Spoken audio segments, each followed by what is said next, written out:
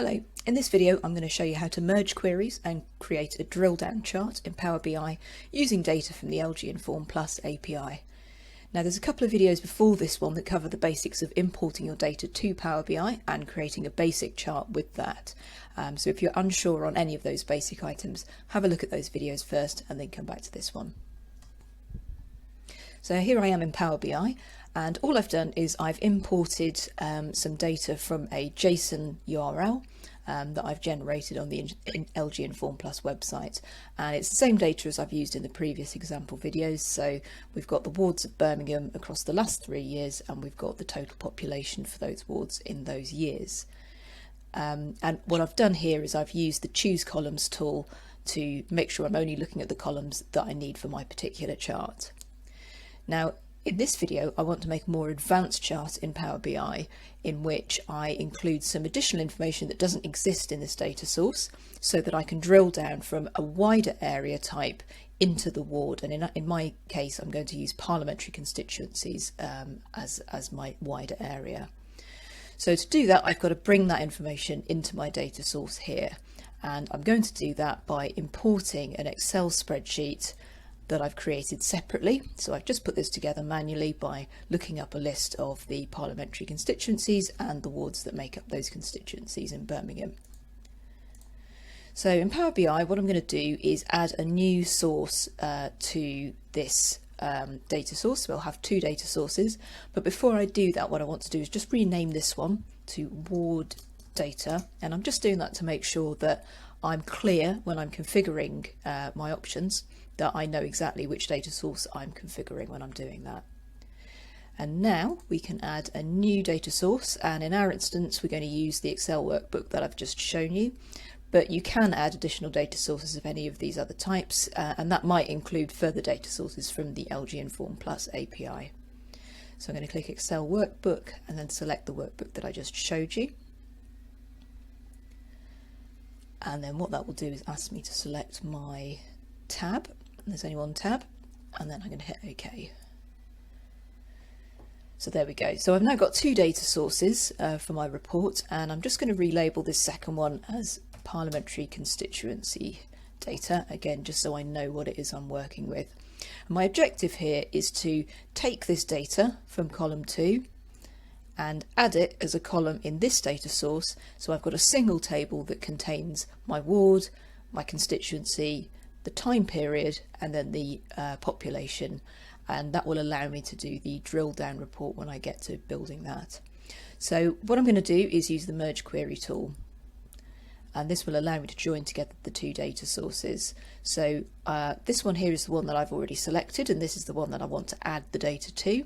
And I'm just going to select PC data as my second data source, and I'm going to select a full outer join.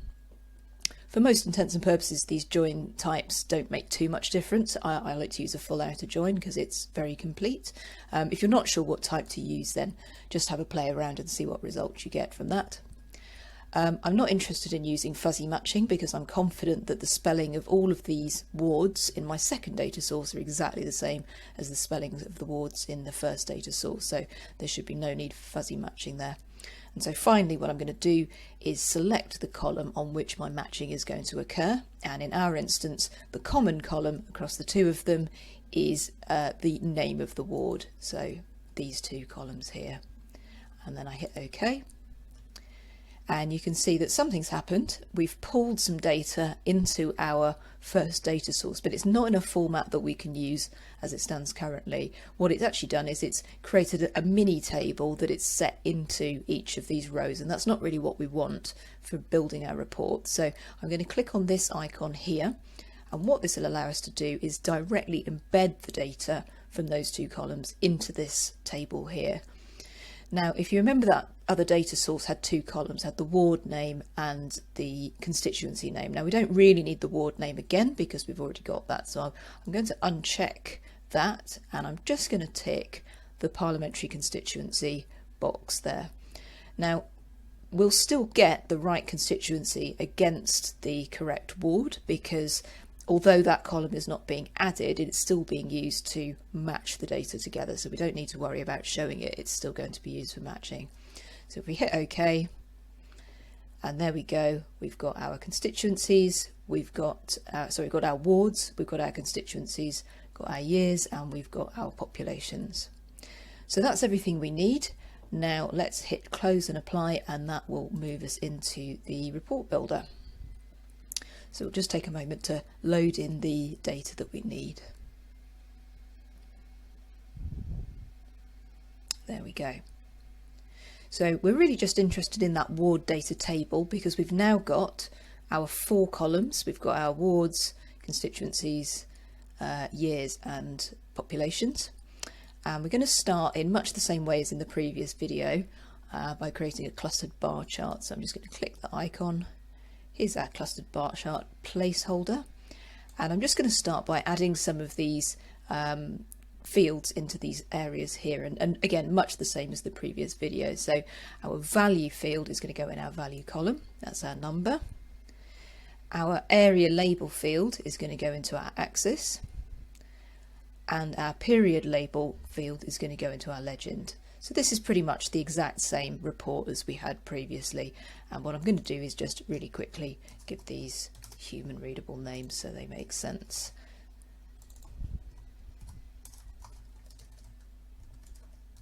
There we go.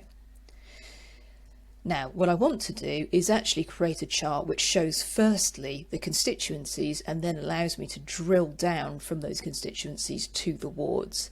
And the way we're going to do that is to create a hierarchy within this axis area here. So we're going to take our parliamentary constituency field and we're going to drop it into the same area, and you might just about be able to see that yellow line. That's determining whether I put it above or below the ward in the hierarchy, and I want it above it because I want it to be the first thing that the user sees when they access this report. So I've popped that in there.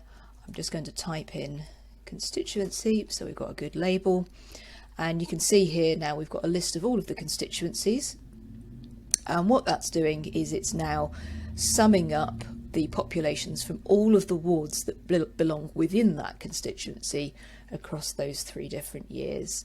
And so we can see there that Ladywood, for example, has got the largest overall population out of all of those constituencies. Now, if we want to drill down, so we want to go and have a more detailed look at Birmingham Ladywood and see how those wards compare to one another, I can just right click on that bar, I can click on drill down, and what that's now done is loaded up all of the wards that I have categorised as being within the Birmingham Ladywood constituency, and it's got their populations plotted against them across those 3 years. And if I want to go back up to the top, I just click the up arrow and that takes me back up into my list of constituencies again. So drill down reports are a really great way of exploring data that has a sort of hierarchical structure and categorization that might be across a couple of different axes. You can give your users of the reports a chance to kind of explore that data without bombarding them with too much information within the same interface. So they're really useful for that, and when you combine data sources you can really develop quite a lot of richness in your reporting using those tools. So I hope that was useful. Thanks very much.